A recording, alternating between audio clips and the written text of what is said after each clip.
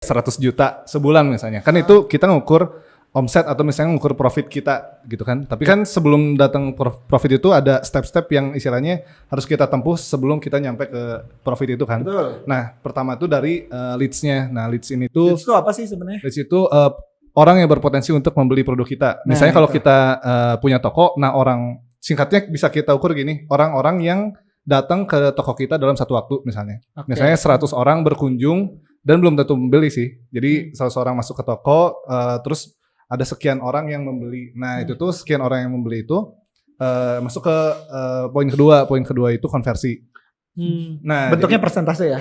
Bentuknya persentase. Jadi konversi ini tuh dari 100 tadi ya, let's say 100 orang yang masuk toko, berapa orang yang jadi beli?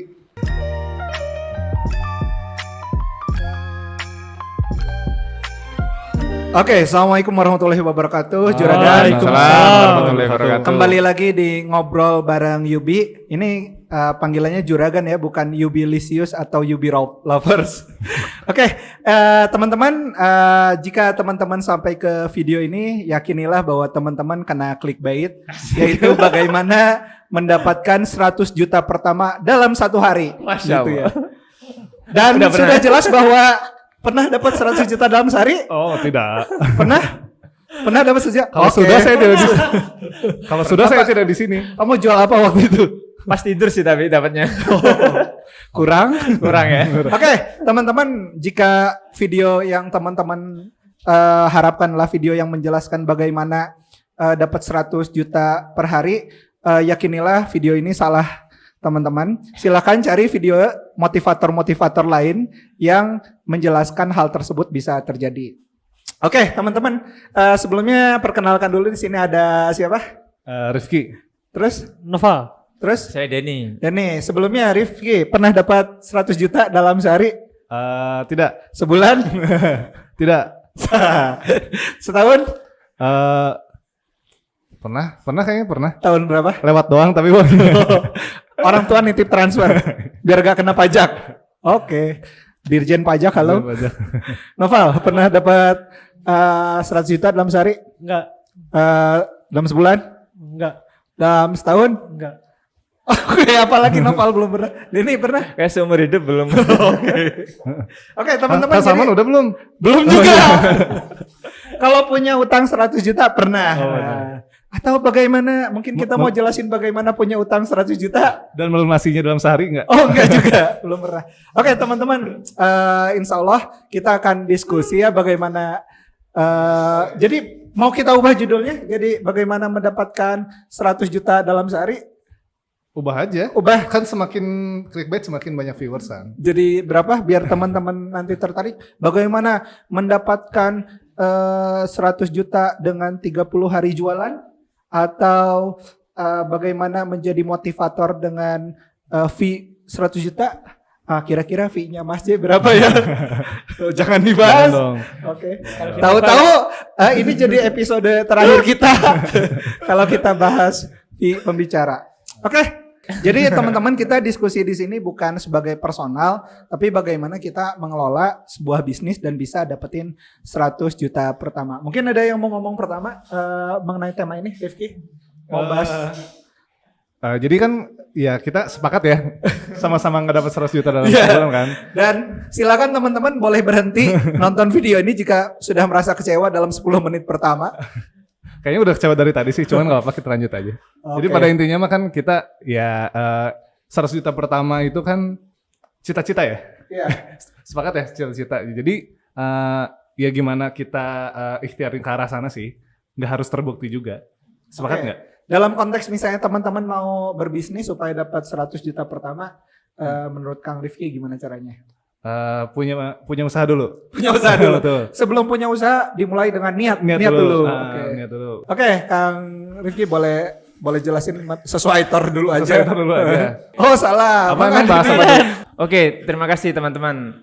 Saya mau masuk, permisi berarti ya. Kalau kita mau silakan ke dalam. Pakai aja sendalnya. Nuhun.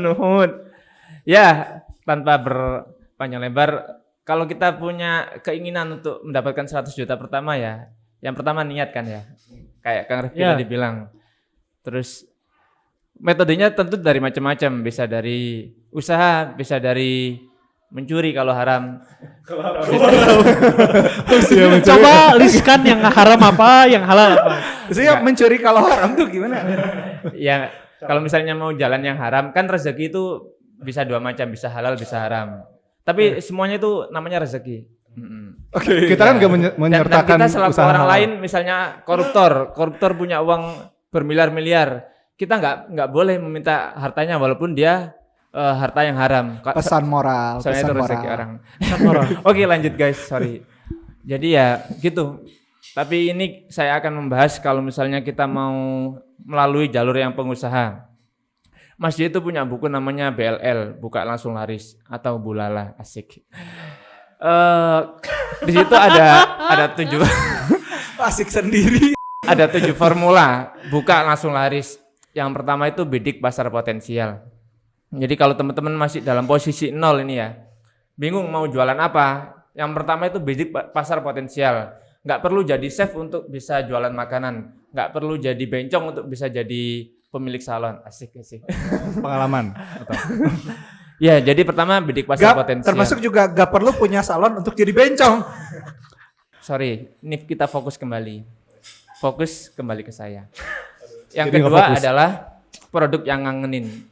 Produk yang ngangenin ini ya sebagaimana orang yang ngangenin. Yaitu kalau kita nggak ketemu produk itu lagi, ada rasa ingin ketemu. Asik. Iya, produk ngangenin. Nanti kita bahas lebih lanjut sama teman-teman. Yang ketiga adalah Kemasan pertama diambil. Jadi kalau kalian atau kita ada di satu toko, pastikan kalau misalnya orang itu melihat dalam sekelebatan, itu kelihatan produk kita, oh itu asik.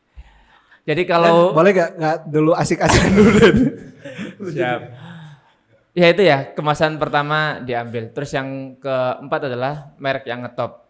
Merek yang ngetop ini menyimpan hal-hal yang di luar nalar. Mungkin harga dari sepatu Nike itu cuma 200.000 atau 100.000. Tapi karena ada shred, kalau misalnya diganti tanda tangan kita itu akan jadi murah, tambah gratis ambillah. Tapi karena ada shred itu bisa jadi 800.000, bisa jadi 1 juta. Ya itulah. Sepertinya Kok kayak meragukan gitu. iya emang. Kamu baca buku buka langsung larisnya udah berapa kali? Masalahnya itu, saya ada masalah pribadi di situ. Kan pernah lapor ke Mas J. Terus? Mas J, saya baca buku halaman ini. Kayaknya kamu jangan baca bukuku lagi. Itu kayaknya bukunya masih nggak cocok buat aku. Jadi saat detik itu pun buku yang belum selesai tak baca langsung tak tinggalkan. Loh, kenapa? Kenapa disuruh? Kita penasaran. Kayaknya aku tahu ceritanya yang mana. Alasan tidak membaca BLL. Itu pas kita ngaji kan, yang Aku tahu ini. aku mengungkapkan penafsiranku terhadap buku, langsung udah kamu jangan baca bukuku lagi. Emang apa yang kamu tafsirkan saat itu? Ini konteksnya bukan Bu LL aja kayaknya, buku tepok juga yang lebih baik Jadi lebih baik kecil jadi pengusaha daripada Pekerja. gede jadi pegawai. Terus saya pas ungkapkan, kamu lagi cerita itu kamu statusmu apa? pegawai. terus aku bilang kan ke Mas J, kalau di buku tepok itu Mas J menyebutkan kalau lebih baik kecil jadi pengusaha daripada gede jadi pegawai. Dan Ya. sekarang saya jadi pegawai Mas J. Ya udah, itu kamu berhenti Aku baca gak buku. kebayang yang waktu itu kamu tolong dong ketikin tulisan ini, lebih baik kecil jadi pengusaha daripada gede jadi pegawai. Terus dia lagi ngetikin motivasi dari orang lain. Terus aku ingat tuh waktu itu ada tulisan kayak gini. Gimana? Lebih baik kerja 12 jam untuk mengejar Passion cita-cita sendiri. sendiri daripada Passion kerja 8 jam untuk mengejar cita-cita orang lain. Terus dia nyuruh karyawannya buat ngetikin desain itu. Kumaha tuh perasaan karyawan nak? Tapi untungnya ini kayaknya masih kan ngetik sendiri.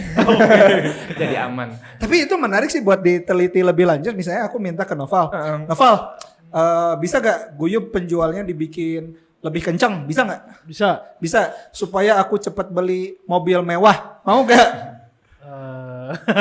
Bisa sih, bisa. Mobil mewahnya buat aku. Nah itu mulai mikir. Itu kebayang ya teman-teman. Jadi bagaimana kita harusnya berpikir holistik, pesan-pesan yang kita akan tebarkan ke masyarakat tuh. Bayangkan kalau itu ternyata nyampainya ke orang sekitar kita. Ini menjadi evaluasi buku. Iya, termasuk hal tersebut. Jadi mungkin nanti akan ada Bulala Tobat version.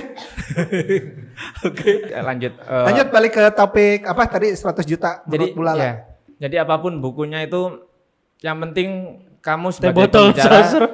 kita sebagai pembicara harus yakin, harus percaya sama apa kata guru. Jadi nggak boleh kita ada keraguan. Soalnya guru itu udah menjalani. Kenapa kamu tidak menjalani? Kalau di Berarti ini lebih aneh lagi nih. Ini lebih aneh lagi. enggak. Kalau di buku Sidu itu kan stop dong, Bos. Kurang ada lanjutan. Kalau di buku Sidu, experience is the best teacher, but other experience is the best for us. Asik. Ya, jadi gitulah. Jadi untuk 100 juta pertama, kalau kita melalui jalur pengusaha, kita ada di jalur yang mengikuti Mas J, yaitu ikutilah Bulala yang ke 5 dan 7 poin yang lengkap. Tapi cuma 5 yang tadi saya ungkapkan. Oke, Den. Itulah. Tapi Den, boleh gak misalnya tadi kita coba dalami pangsa pasar potensial. Boleh dong. Bisa gak kita dapat 100 juta kalau kita jualan upil? Bisa. Dengan cara Dijadikan kerupuk. iya, maksudnya dari itu aja sebenarnya harusnya bisa terukur dong. Bisa. Pasar potensialnya itu berapa banyak masyarakat yang mau beli produk tersebut. Nah dari sana aja sebenarnya dari mulai membidik pasar potensial itu bisa diukur. Misal sekarang kita ngobrol, dulu aku pernah lakuin riset nih 2017 transaksi yang terjadi di toko online itu udah triliunan di 2017 satu bulannya aja tuh untuk satu. Oh aku ingat. Ada salah satu marketplace yang satu bulannya aja perputaran uang di dalamnya udah 1 triliun. Jadi buat punya 100 juta di industri tersebut masih memungkinkan. Nah, jadi kita bisa ngelihat pangsa pasar mana yang bisa mengcover 100 juta tersebut. Tapi kamu bisa dalami lebih dalam nggak? Misalnya barusan kan kita belum dapat si 100 juta konteksnya di buka langsung laris. 100 jutanya itu kita ngomongnya di sebelah mana sih berarti? Yang pertama kan orang menentuin mau bergerak di bidang apa, mau bergerak di bisnis, produk, manufaktur atau jasa kan. Bilang saja kita mau jualan ulat, kan di Maluku atau di Papua ada yang ulat hidup-hidup dimakan.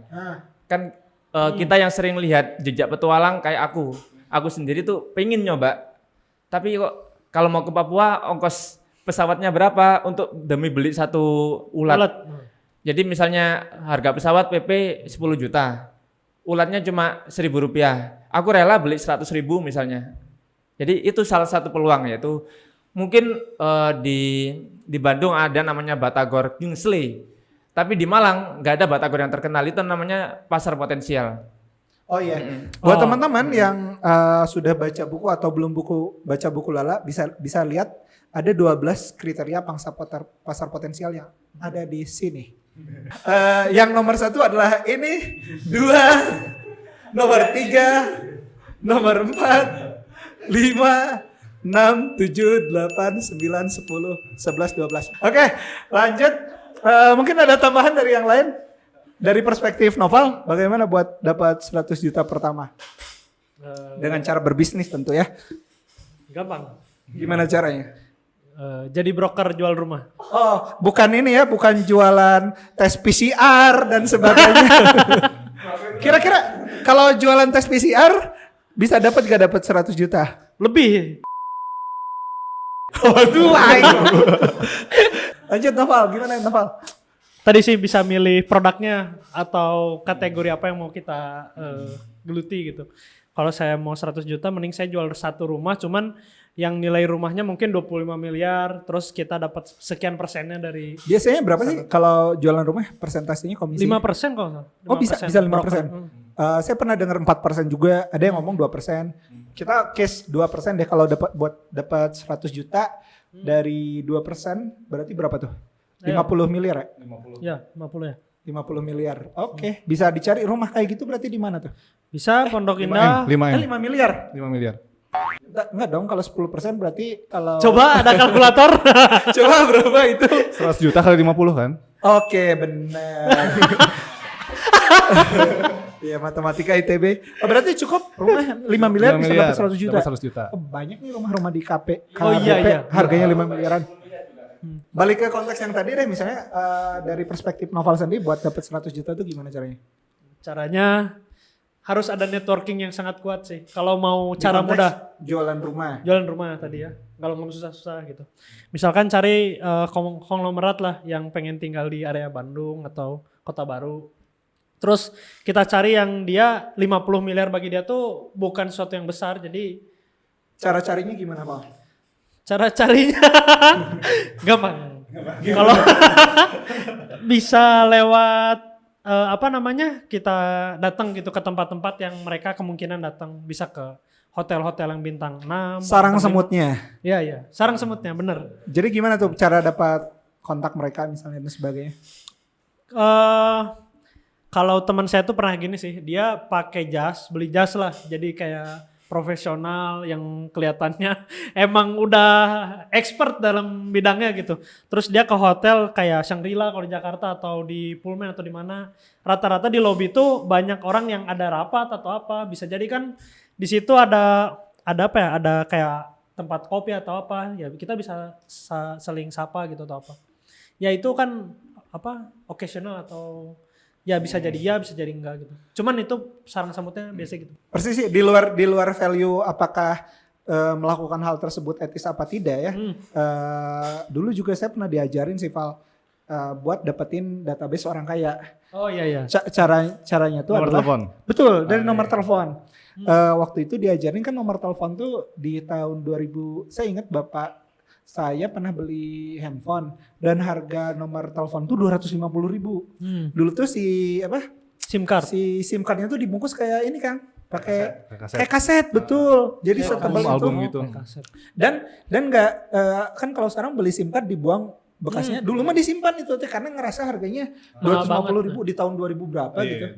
Pernah punya Bapak atau apa? Kayaknya sih punya. Digit nomor handphonenya berapa? Iya Banyak? kayak 10 lah ya. 10 ya? 10, ha. Berarti bisa dibayangkan teman-teman di 2000-an awal waktu itu ada beberapa orang yang udah bisa beli handphone dan beli nomor handphone dan nomornya itu masih 9 digit, 10 digit dan sebagainya. Waktu itu tuh Ciri-ciri orang kaya berarti. salah satunya atau dia beli nomor bekas orang kaya bisa jadi. Dulu saya iya maksudnya dia jual nomor atau gimana meninggal Atau dia bisa jadi pernah kaya. pernah kaya bisa jadi. Bisa jadi. Jadi dulu tuh pernah di list yang 0811, 0812 ada ilmunya tuh ngelis. Oh iya. Jadi nah kan sekarang anak-anak yang sekarang bahkan nomornya udah 15 digit. Berarti pas dia beli nomor handphone dia udah kebagian nomor ujung-ujung nomor handphone berapa digit? 12 digit. Enggak ingat. Sekarang berapa digit? sedang mengukur diri apakah dirinya kaya apa tidak? 12. 12 tapi kita sering menemui ada yang 13 dan bahkan 14 digit. Ya. Buat kuota doang kan. Iya, terus sekali buang dan sebagainya. Terus kalau teman-teman amati juga ada beberapa yang nomor yang dipakai buat nipu orang tuh pakai nomor-nomor murah tadi gitu. Jadi poinnya sih sebenarnya barusan hanya teknis-teknis mengenai gimana cari dapetin database orang kaya buat konteks jualan rumah. Gitu kan? Ya, bener. Tapi cara buat dapat 100 juta ya terserah mau satu transaksi kali 100 juta atau 100 transaksi dikali 1 juta atau 1000 transaksi dikali 100.000. Mungkin Kang Rifki bisa jelasin dikit deh sebenarnya dari sisi formula sendiri ada materi apa sih yang bisa bantu buat ngejelasin bagaimana dapat omset 100 juta misalnya, nge-breakdown-nya gimana? Nah, jadi kalau dari materi 5 ways to increase your profit, kan tadi kita ngukur 100 juta dalam Sebentar. Udah berapa kali nonton videonya? sekali loh. Waduh. Ya kan kalau Mas masalah, J, halo. ya masalah nama, yang penting kan substansinya enggak hilang. Pembelaan. Jadi kan kita ngukur dari tadi ya 100 juta sebulan misalnya. Kan itu kita ngukur omset atau misalnya ngukur profit kita gitu kan. Tapi kan sebelum datang profit itu ada step-step yang istilahnya harus kita tempuh sebelum kita nyampe ke profit itu kan. Betul. Nah, pertama itu dari leads-nya. Nah, leads ini tuh Itu apa sih sebenarnya? leads itu orang yang berpotensi untuk membeli produk kita. Misalnya kalau kita punya toko, nah orang singkatnya bisa kita ukur gini, orang-orang yang datang ke toko kita dalam satu waktu misalnya. Misalnya 100 orang berkunjung dan belum tentu membeli sih. Jadi 100 orang masuk ke toko, terus ada sekian orang yang membeli. Nah itu tuh sekian orang yang membeli itu masuk ke poin kedua. Poin kedua itu konversi.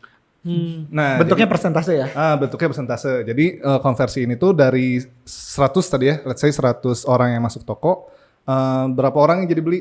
Dan Misal itu kan 50 orang. 50 orang itu kan tergantung dari kemasan produk kita, terus misalnya seberapa besar value yang didapat dibandingkan dengan harga yang dijual gitu kan. Nah, masuk ke konversi. Nah, terus setelah dari konversi, masuk ke jumlah transaksi, berapa pelanggan yang repeat order gitu. Nah, jadi apakah pelanggan yang istilahnya tadi 100 ya, 100 orang masuk ke toko, apakah ada persentase orang yang masuk kembali di hari besoknya atau enggak gitu kan. Nah, itu kan kayak journey yang harus ditempuh sebelum kita ngukur sebulan tuh 100 juta. Yang pertama itu jumlah leads atau jumlah calon pelanggan. Nah, yang kedua itu nilai konversi.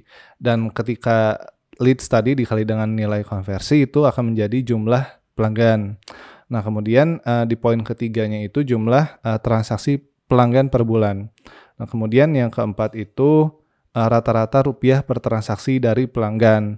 Nah, ketika jumlah pelanggan dikali dengan jumlah transaksi per bulan, kemudian dikali dengan rata-rata rupiah per transaksinya itu akan menjadi omset. Nah, kemudian dari omset itu kita masuk ke poin 5 yaitu margin. Nah, marginnya berapa persen? Nah, margin sekian persen dari omset itu adalah keuntungan kita. Oke, nah itu kurang lebih teman-teman bisa lihat rumusnya di sebelah sini. Kurang lebih sebenarnya ada dua hal yang bisa yang kita berharap mungkin angkanya berubah, kayak jumlah customernya kita sama jumlah omsetnya kita, padahal dan jumlah profitnya kita misalnya. Nah, tiga hal ini gak bisa kita kontrol. Yang bisa kita kontrol adalah hal-hal yang lain. Yang merah itu tidak bisa kita kontrol, yaitu jumlah customer, jumlah omset, sama jumlah profit. Nah, itu tuh dampak yang bisa kita atur buat memperbesar profit itu berapa besar marginnya. Dengan cara berarti untuk memperbesar margin memperkecil pengeluaran. Misalnya yang biasanya sarapannya pakai daging, besoknya jadi pakai ayam. Kayak pernah denger cerita ini? Kayak sering terjadi ya. Yang misalnya dulu sarapannya makan roti bakar, jadi dimasakin mungkin gitu ya. Nah, itu yang bisa kita kontrol tuh bukan si profitnya tapi si marginnya. Nah, terus omset juga nggak bisa kita kontrol. Yang bisa kita kontrol tuh ini berapa banyak besar keranjang. Di beberapa marketplace tuh dia pakai ada yang kalau belanja 50.000 gratis ongkir. Ya. Terus ada belanja 30.000 gratis ongkir. Nah, itu buat besarin angka transaksi keranjangnya. Dan yang unik, beberapa merchant itu pakai cara jadi pas kita slide misalnya waktu kemarin tuh saya cari gelas buat ngopi, gelas yang murah, harganya cuma 7.000-an per gelasnya yang dari stainless. Tapi sering kita temui di kafe-kafe lah. Oh, yang itu baru? Belum dibawa. Oh, belum dibawa. Belum pamer. Nah, si gelas itu tuh harganya cuma 7.000. Pas saya buka slide kedua, kalau beli ini doang, poinnya sayang ongkirnya, coba cek produk yang lain. Dengan menambah satu gambar aja bikin saya beli yang lain, akhirnya saya ngejar 50.000 buat gratis ongkirnya. Dan jadinya saya tuh rada sebel kalau saya beli, kan si barangnya dikirim dari Tangerang 7.000, terus ditambah ongkir jadi berapa, misalnya tambah 12.000. Jadi hampir 20 ribuan lah katakanlah. Tapi saya dapetin harga yang di Bandung 14.000. Mungkin ongkirnya cuma 8.000. Saya dapat lebih cepat. Jadi itu agak sebel sih. Dia pintar banget memainkan angka psikologis. Nah, jadi saya ambil barang yang lain. Contoh itu buat ningkatin Besar keranjang. Ningkatin besar keranjang. Terus di beberapa layanan pesan antar juga sama kan. Kalau kita beli volume tertentu kita baru kena diskon. Itu juga tempatnya dia buat gedein volume transaksi. Yang sebenarnya di tempatnya si layanan pesan antar tersebut tuh mungkin kalau kita beli satu bungkus doang dia cuma dapat berapa ribu perak. Tapi kalau kita dapetin volume misalnya 60.000, 70.000 buat dia bisa dapat lebih besar dan dia nggak masalah. dari toh satu transaksi biar lebih gede lah. Terus yang selanjutnya tuh besarin angka transaksi. Nah saya ingat tuh kata-kata teman saya, beberapa perusahaan botol kecap gedein lubangnya. Oh biar terlihat habis. Iya, sesederhana ini deh. Gunting di sini, nyuruh gunting di sini sama nyuruh gunting di sini sama di sebelah sini itu beda. Kalau di sebelah sini mungkin habisnya sebulan, tapi kalau sebelah sini habisnya bisa setengah bulan. Itu aja bikin angka pembelian bisa jadi lebih cepat. Teman-teman bisa deh cari cara-caranya. Tapi tentu tidak menciderai ini ya, tidak menciderai perasaan konsumen ya. Nah, terus abis yang barusan gedein angka volume, nanti kita bisa bahas mungkin ya di sesi lain bagaimana cara meningkatkan transaksi, bagaimana cara meningkatkan margin, bagaimana cara meningkatkan volume pembelian. Nah, terus naik ke atas yang bisa kita tingkatkan lagi tuh ternyata bukan jumlah customer, bukan yang merah ini ya, tapi yang bisa kita angkat perbesar itu adalah angka konversi. Misalnya seberapa responsif kita. Ya. Misal contoh ada 2 case lah. Itu saya ingat pas cukur ada satu pelanggan pulang gara-gara si Antriannya panjang. Iya. antriannya panjang. Terus kan saya datang, Pak ini saya bisa pesan online nggak bisa, saya bisa pergi dulu nggak bisa, harus nungguin. Akhirnya saya tungguin. Nah ada orang yang duduk bareng saya kira dia lebih dulu, tapi dia gak ngomong. Habis gitu si mbaknya, Mas masuk.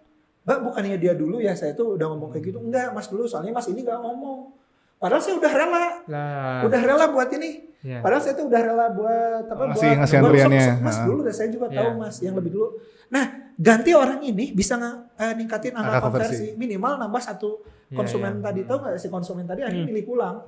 Dan saya nggak tahu, mungkin dia nggak bakal kesana lagi. Dan mungkin nggak terjadi di hari itu doang. Bisa Betul. jadi di hari-hari kayak dia lain. udah ngerti SOP, padahal saya nggak ngerasa dirugiin.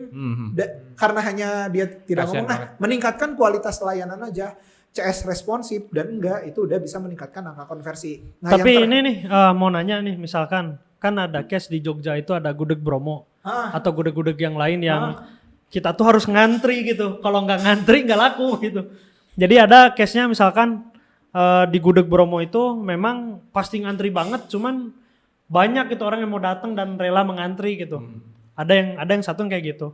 Nah bisa jadi ada case mereka buka cabang, akhirnya mempermudah, tapi malah nggak laku gitu karena banyak mungkin feel ngantrinya itu adalah part of bisnisnya gitu atau marketingnya gitu. Iya itu, tapi terjadi kalau misalnya produknya benar-benar ngangenin sih. Dan makannya di Bromo. Maksudnya mungkin Enggak gudeg Bromo tuh di Jogja. Bukan Makan di Bromo. Kalau di Bromo emang gak ada pesaing. tak kira dia memang beli makan buat dapat experience juga, bukan hanya ngisi makan. Mungkin buat teman-teman yang pengen makan dengan alasan makan siang doang, saya yakin sih enggak sih kalau saya ya. Apalagi yang di absen gitu. Tapi apakah experience yang painful itu menjadi suatu reward gitu? Jadi kayak aku udah ngantri-ngantri pas di sosmed, aku dapet nih. Jadi si rewardnya tuh lihat nih gua ngantri sejam dapat atau gimana gitu. Bisa jadi ya untuk beberapa kasus, tapi secara jangka panjang mungkin sebagai produk harian apakah dia akan. Kalau saya bosen sih, nggak akan rela waktuku terbuang setiap hari. Iya tergantung market sih. Itu kan market si oleh-oleh itu, atau misalnya gudeg yang eksklusif kan. Wisatawan kan. Iya dia kan bukan untuk orang yang makan siang di sana tiap hari, tapi untuk orang yang baru berkunjung gitu, baru kunjung ke kota itu, pengen tahu makanan yang otentik di kota itu apa gitu. Makanya dia kayak jual experience itu juga. Dan experience ngantri itu experience berarti. Dan mungkin dia juga mungkin ngantrinya nggak jadi experience. Ya. Iya, cuman dia bisa aja naikin konversi gitu ya, naikin istilahnya jumlah antrian supaya lebih cepat, tapi kayaknya dia cukup dengan segitu aja deh. Gitu. Makanya dia soalnya kan ada pepatah kalau misalnya warung kelihatan ramai itu berarti enak. Padahal belum tentu. Bisa jadi. Padahal belum tentu. Iya, padahal belum tentu. Iya. Oke. Itu kan buat tingkatin konversi. Terus yang di atas juga yang bisa kita kontrol. Berapa banyak pelanggan yang bisa datang ke bisnisnya kita. Itu juga bisa dikontrol. Nah, teman-teman bisa diperhatiin sebenarnya beberapa tempat tuh kasih parkir gratis. Sesederhana parkir gratis aja sama parkir bayar udah bedain angka konversi. Ada barrier kalau di separator jalan kita mungkin cari bensin cari pom bensin, yang sebelah kiri aja, yang sebelah kanan mesti muter dulu. Itu aja udah nurunin angka konversi. Kebayang berapa banyak pebisnis yang teriak pas ada perubahan laju jalan. Satu jalur gitu ya. Iya, di mana contohnya? Di mana? Di mana? Di kota mana ada Di perubahan? Sodong ada ya? Sodong kayak lagi dicor. Ya itu terus ada jembatan Pelangi, itu udah susah tuh konversinya. Beberapa toko yang sebelah sana katanya ada pas wali kotanya ganti. Siapa ada tuh? juga, Siapa nggak tuh? tahu. Di jalan. Ada itu di Camplas Tapi- iga bakar apa si jangkung atau apa namanya? Hah? Dia kan dulu arusnya tuh naik, maksudnya Oh. trafficnya tuh naik. Terus Sekarang dibikin tuh satu turun. jalur. Iya. Nah itu kan bisa jadi secara marketing. Dulu sana- orang ke orang tuh kalau mau ke arah apa Dago, namanya Dago. Ledeng, Lembang itu harus lewat PVJ kan. Dan dulu tuh bisa lewat iga bakar si jangkung itu naik ke atas. Nah sekarang tuh jalur yang naik itu Jalur semutnya dirubah. ya Iya. dirubah jadi ke bawah gitu. Iya, jadi semutnya nggak lewat situ lagi sekarang. Ya, Semut- banyaknya kan efek sih dari Bisa jadi perubahan orang yang jalur. pergi kerja dulunya atau pulang kerja lewat situ makan, sekarang malah orang yang pulang kerja gitu yang bakal makan di situ. Oke. BTW dari tadi suara ini kan kita ngebahas mengenai kebijakan publik ya. Iya. Tadi suara ini kedengaran nggak? Kedengaran ya? Kalau suara rakyat didengar nggak? Oke. Makasih teman-teman. Sekian episode ini. Terima kasih. Assalamualaikum warahmatullahi wabarakatuh. Waalaikumsalam warahmatullahi wabarakatuh. Waalaikumsalam warahmatullahi wabarakatuh.